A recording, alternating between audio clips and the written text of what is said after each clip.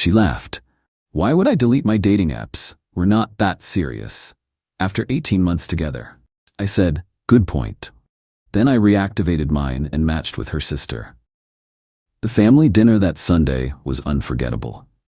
Original post I, 31 male, discovered something about my girlfriend Melissa, 29, that completely shifted my perspective on our relationship. We'd been together for 18 months, not just dating, but living together for the last 8 months, splitting rent on a decent 2-bedroom place. I was planning our future. She was apparently planning her options. Last Tuesday, we were having dinner at this Italian place near our apartment. Her phone buzzed with a notification, and I caught a glimpse of the Bumble app icon before she quickly flipped it face down. My stomach dropped. You still have dating apps? I asked, trying to keep my voice neutral. She actually laughed, like genuinely laughed. Yeah? So? We've been together for 1.5 years, Mel, living together for most of it. She rolled her eyes and took a sip of her wine. Oh, come on, Derek, it's just for fun. I like seeing who's out there. Window shopping, you know? Window shopping while in a relationship. Why would I delete my dating apps? She said it like I was being ridiculous. We're not that serious. We're just living together to save money. Don't be so possessive. 18 months. I'd introduced her to my entire family. She'd spent last Christmas with my parents. My mom had been asking about grandkids. And we're not that serious? Just to be clear, I said slowly, you think keeping dating profiles active while we're living together is normal? God, you're so traditional. Yes, it's normal. Everyone does it. It doesn't mean anything. She waved her hand dismissively. Besides, I'm not meeting anyone, just browsing. I nodded. Good point. She seemed surprised I dropped it so easily. The rest of dinner was awkward, but I kept things light. Paid the check. Went home. She went to bed early. I stayed up thinking. If we weren't that serious after 18 months of my commitment, then what was I doing? I deleted everything 3 months into dating her. Thought we were building something. Apparently I was just a convenient roommate with benefits while she kept her options open. Fine, 2 can play this game. Wednesday morning, while Melissa was at work, I re-downloaded Tinder, Bumble, and Hinge. Updated my profiles with recent photos, the ones from my cousin's wedding where I actually looked decent. Within an hour, matches started rolling in. Then I saw her. Nina, 26, Melissa's younger sister. Now, context. Nina and I always got along great. She was funnier than Melissa, more laid back, and honestly, we had more in common. She was into gaming, loved the same shows I did, and didn't take herself too seriously. But she was my girlfriend's sister, so obviously boundaries existed. Or they did, until Melissa decided we weren't that serious. Nina had super liked me on Bumble. I stared at the screen for a solid minute, then I matched back. Her message came instantly. LMAO, Derek? What are you doing on here? Me. Same thing as your sister, apparently. Keeping my options open, we're not that serious according to her. Wait. Ask her about it. She thinks it's totally normal to stay on dating apps while living with someone. That's messed up. She told me you guys were practically engaged. News to me. Anyway, weird matching with you. Should probably unmatch. Probably, unless... Kidding. Unless... We texted for 3 hours. She told me Melissa had been bragging to their family about how committed I was, how I was husband material, while apparently keeping her profile active the entire time. Nina had actually thought it was weird her sister was on the apps, but assumed they were old profiles. Nina, Sunday dinner is going to be interesting. Sunday dinner? Family dinner at my parents'. Mel didn't tell you? She confirmed yesterday we're both coming. I hadn't been told anything about Sunday dinner. Interesting. Nina, you should still come. Would be hilarious. That would be chaos. Exactly. Thursday, Melissa acted completely normal, even extra affectionate. Made my favorite dinner, suggested we watch a movie together. Never mentioned Sunday dinner. I played along, waiting. Friday afternoon, she finally brought it up. Oh, by the way, dinner at my parents' Sunday, 6 p.m. Wear something nice. Sure, I said, looking forward to it. Saturday, Nina texted, we still on for tomorrow's chaos? Me, your sister has no idea what's coming. Good, she had this coming. BW, I'm wearing that red dress you complimented at Christmas. The game was on. Update 1. The dinner Sunday arrived faster than expected. Melissa spent 2 hours getting ready. constantly asking if she looked good. I told her she did. She was wearing this designer dress I'd bought her for her birthday. $300, I'll never see again, but whatever.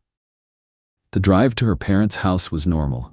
She talked about work, complained about her boss, scrolled through her phone at red lights. I saw the Hinge notification pop up. She quickly swiped it away. We pulled up to the house at 5:45. Mina's car was already there. Melissa's mom, Gloria, greeted us at the door with huge hugs. Her dad, Frank, shook my hand with his usual too firm grip. "Derek, good to see you, son." Son. Right. Mina was in the living room, and damn, she wasn't lying about the red dress. She looked incredible. She gave me a hug that lasted just a second too long, her perfume definitely different from what I remembered. "Derek, so good to see you," she said with a smile that promised chaos. "How've you been?" "Oh, just keeping my options open," I said casually. Melissa shot me a look but laughed it off. "Derek's been weird lately, midlife crisis at 31. We sat down for dinner. Gloria had made her famous lasagna. Frank opened a bottle of wine. Everything seemed normal until Nina cleared her throat. "So Mel, I saw something super weird on Thursday." "Oh?" Melissa took a sip of wine. "You were on Bumble. Your profile popped up in my feed." The table went silent. Melissa's face flushed. Gloria looked confused. "Bumble? Isn't that a dating app?" "It is," Nina said innocently. "Weird, right? Since Mel's been with Derek for what, almost 2 years?" Melissa laughed nervously. "That must be an old profile. You know how those apps are. They keep your profile up forever." "No," Nina said, pulling out her phone.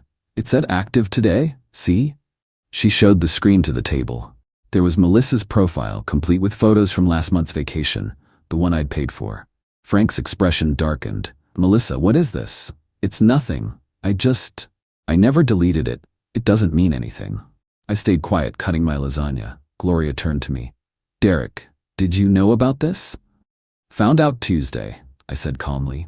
"She told me we're not that serious and it's normal to keep dating apps while living together." The table exploded. "Not that serious?" Gloria's voice hit a pitch I didn't know was possible. "You're living together." Frank slammed his wine glass down. "Melissa Ann, what is wrong with you?" "You're all overreacting," Melissa protested. "It's 2024. People don't delete apps just because they're in committed relationships," Nina interjected. "Actually, they do. Normal people do." Melissa glared at her sister. "Why are you being such a—" "Actually," Nina interrupted, grinning. "Derek and I matched on Bumble Thursday." If the table exploded before, this was nuclear detonation. Melissa's face went from red to white to purple. "What?" "Yeah, super weird," Nina continued. "But since you two aren't that serious, I figured it was fine. Right, Derek?" I shrugged. "Just keeping my options open, like Melissa taught me." Melissa stood up so fast her chair fell backwards. "You matched with my sister?" "Technically, she super liked me first," I said. Gloria was looking between all of us like she was watching a tennis match in hell. Frank had his head in his hands. "How dare you?" Melissa screamed at me. "How dare I what? Follow your rules? You said we weren't that serious. You said keeping dating apps was normal. I'm just doing what you're doing. That's different." "How?" "It just is." Nina laughed. "Classic Mel. Rules for thee, not for me." "Shut up, Nina. This is between me and Derek." "Actually," Frank said quietly, and everyone turned to look at him. "This is between Melissa and her complete lack of respect for relationships. Derek, I'm sorry you've wasted 18 months on my daughter." "Dad," Melissa shrieked. "No, I'm done," Frank continued. "We raised you better than this. This young man has been nothing but good to you. He helps with your rent, he bought you that damn purse you wouldn't shut up about, he fixed your car last month, and you're on dating apps, shopping around while keeping him as backup?" Gloria nodded. "Melissa, this is disgusting behavior. I'm ashamed." Melissa started crying. Not pretty tears, ugly, mascara-running sobs. "You're all taking his side?" "There aren't sides," Gloria said. "There's just you being horrible to someone who loved you." Loved. Past tense. Even Gloria got it. Melissa grabbed her purse and stormed toward the door. "Derek, we're leaving. Now." I took another bite of lasagna. "This is really good, Gloria." "Derek, I'm not leaving. You can call an Uber. You drove me here. And we're not that serious, remember? Figure it out." She stood there, mouth open, looking around for support. Nobody moved. Finally she screamed, actually screamed like a toddler, and stormed out.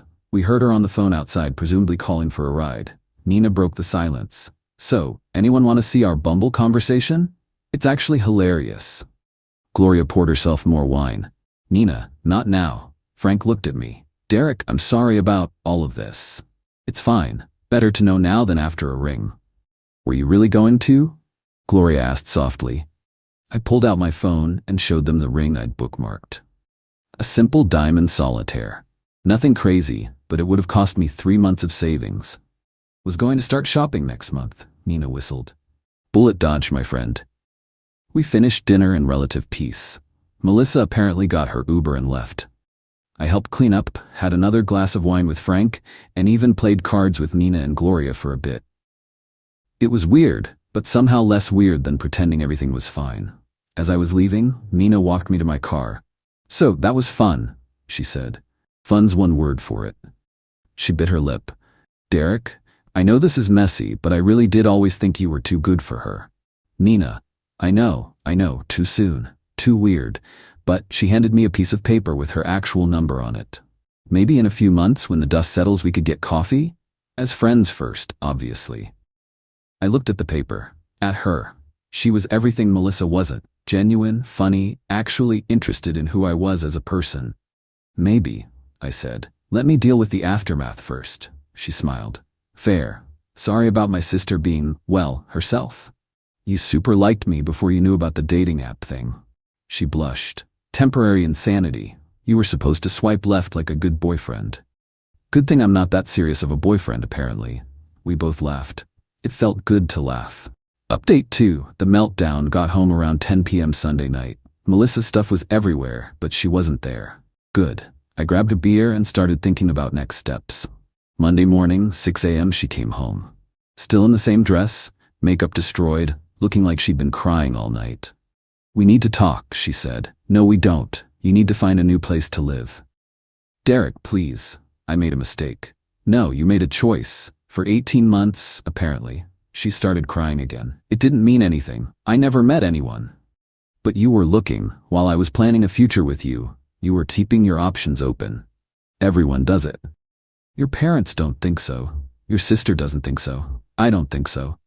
Nina is just jealous. She's always been jealous of me. I laughed. Actually laughed. Jealous of what? Your inability to commit? Your entitlement? Your complete lack of respect for others? How dare you match with her? The same way you dared to stay on 3 different dating apps while living with me. Except I did it for 3 days. You did it for our entire relationship. She tried a different approach. Got closer, put her hand on my chest. Baby, we can work through this. Couples counseling? I'll delete the apps right now, see? She pulled out her phone, making a show of deleting them. Too late, Mel. Way too late.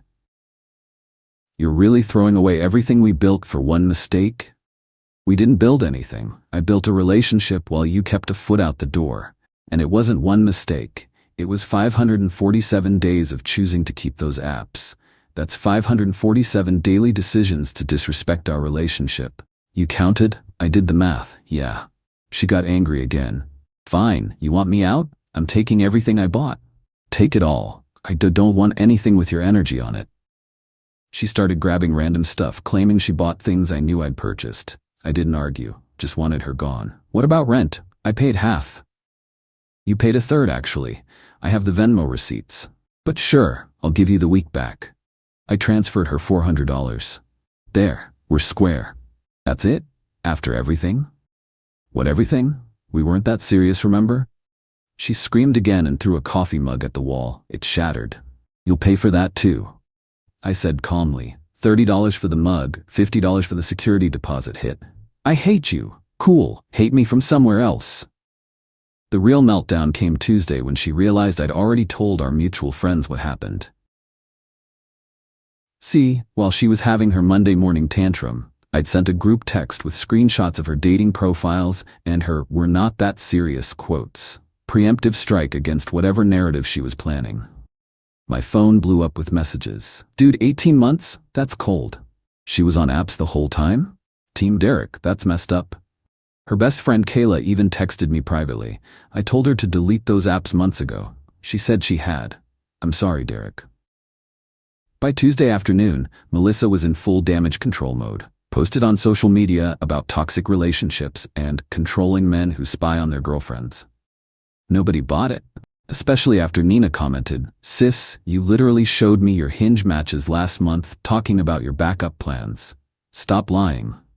The comments section turned into a bloodbath. Their cousins, mutual friends, even her coworker added their 2 cents.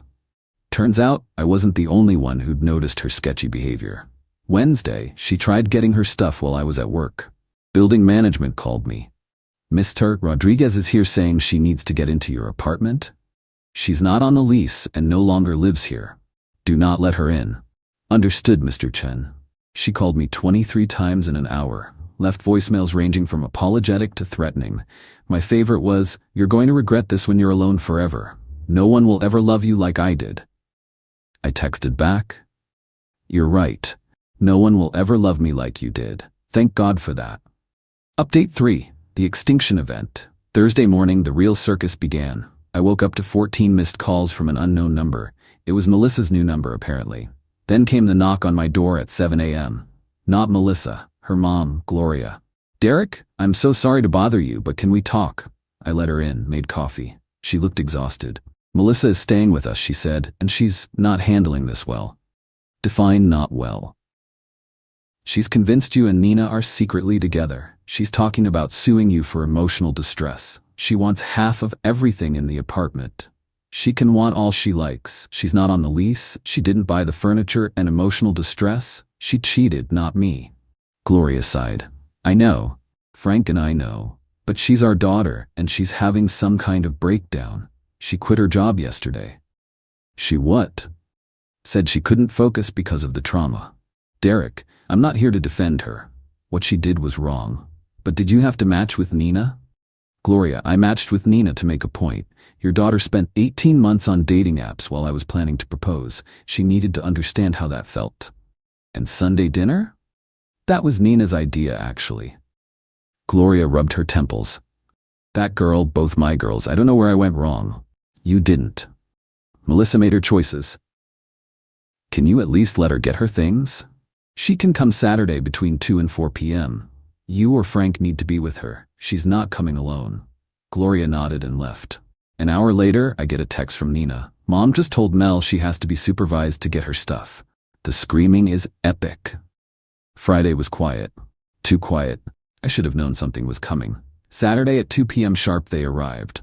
Melissa, Gloria, Frank, and surprisingly, Melissa's older brother Tony, who I'd only met twice.